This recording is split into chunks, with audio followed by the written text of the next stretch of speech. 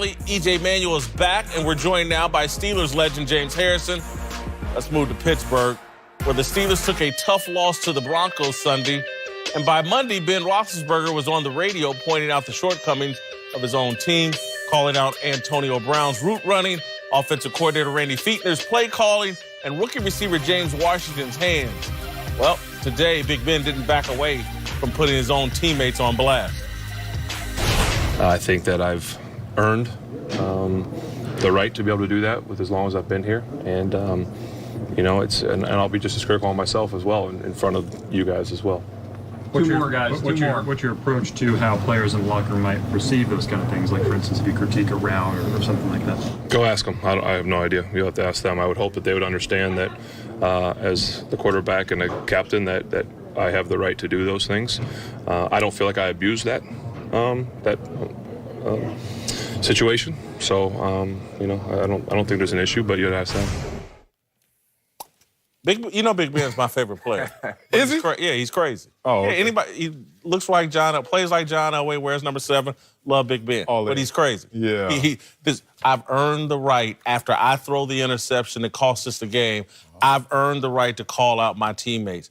This is the head coach's job. And so Big Ben, to me, always stumbles when he tries to do too much. On the field, off the field, whatever. Let Mike Tomlin critique the players if he wants to publicly. They don't need it from Big Ben. I don't think he's earned that right, particularly on a day after you just blew the game with one of the worst interceptions I've ever seen. He has earned that right. And I think as a veteran player, as a future Hall of Fame player, as a Super Bowl champion, he's certainly earned that right, and captain elected by his same peers. Here's the thing. Coaches are allowed to criticize, but they need enforcers to make sure that their culture is restored. And he's one of the enforcers. He's one of the guys on the front lines making sure that you're doing your job and I'm doing my job. But here's the problem. Here's the rub. I love your eye roll right now. Here's the rub. You are fear-based, like many people are, in terms of criticism. Most people are scared to truly criticize because they're fearing the U-turn of that criticism coming back to them. So Jason Whitlock says, how dare you criticize Big Ben after throwing an interception?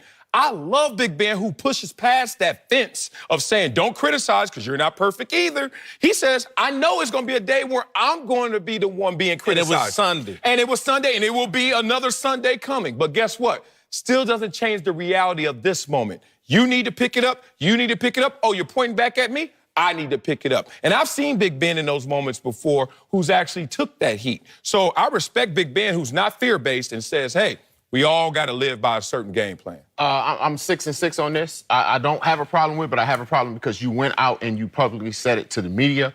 I had a situation where I had said some things to a media person, and it ended up getting out. And I apologize for that because I shouldn't have spoke to that person about family business so, you know, openly to him. Like you said, it's going to be a point in time where it's going to be, that was my fault. I'm going to have to take, you know, charge of that. But I don't feel like I should be the player saying, oh, hey, Ben, you threw 2-3 picks. I shouldn't be that guy saying that. And if I am that guy saying that, that should be something I should say to him behind closed doors. Like I said, at the same time, he did earn that right. He doesn't abuse that right, like you said. But it's a hard thing to swallow when you have players such as, you know, Antonio Brown, who is playing, you know, at the top of his game, and you're saying you're criticizing me about one little route that was, I didn't run it right, but at the same time, the DB had undercut it, and if the D lineman didn't get it, the DB might have. So it's kind of hard when, you know, like I said, I'm 6-6 on it. Yeah, but who's to say that he didn't talk to Antonio first?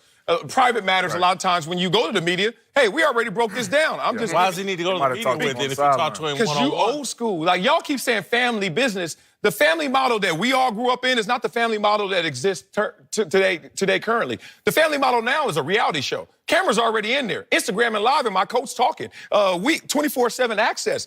This is not airing out. That was one incident. Exactly. We all know what you're talking about, but that was only one incident. This is not airing out dirty laundry. It's a new day. You got to get with these new times. As a quarterback, you know, especially Big Ben is one of the best. I'm a huge Big Ben fan as well. You know, I've been watching him since I was a kid, so he definitely has earned that right time and time again to be able to say what he wants to any of his teammates, and honestly to any of his coaches. You know, of course, I know Mike T from back in Virginia, but I think Big Ben did right. I think as a quarterback, you have to be able to say, hey, man, I need you to do this on this route, and hey, I need you to pick it up on this play. But at the same time, I think he's owned up to all of his own mistakes as well. There's been plenty of times where Ben has thrown 3 or 4 interceptions and has done it the same way and looked at the media right in the eye and said, hey, that's on me. I need to fix my game as well. He just threw an interception to a defensive tackle on the goal line when the wide receivers covered. And afterward, it was the flukiest play, luckiest thing that ever happened. He didn't take any ownership or accountability for that. Look, man, the guy played the Mid-American Conference. Love him. Plays like John Elway. Love him. The guy is not accountable. He's part of the problem. He's part of the reason to me. You can't say he's not accountable. Like you said, there's plenty of times that he stepped to that podium and said, you know what, that's on me. You know, I've heard that plenty of times. Yeah. So you can't say he's not accountable. Calling out his I think the issue is that loss, you feel like everyone is taking it as a nonchalant, oh, yeah, you know, I threw a pick, it was an interception, we lost. Nobody really expected to lose to them, so the fact that they played horrible and lost is not a surprise to them. They're going to come back, they're going to play against Chargers, and you're going to see a totally different team. And I want to empower you as my teammate that when you mess up, and then I follow that up with a mess up, please come at me with the criticism. Don't sit there and sulk in your sorrows. Oh, you know what? I messed up, so I can't really tell Marcellus anything right now. That's not how you build. That's not how you get better. Big Ben is saying, look, there is a standard here. When I don't live up to it, come at me. But when you don't live up to it, I'm coming at you. It's just simple.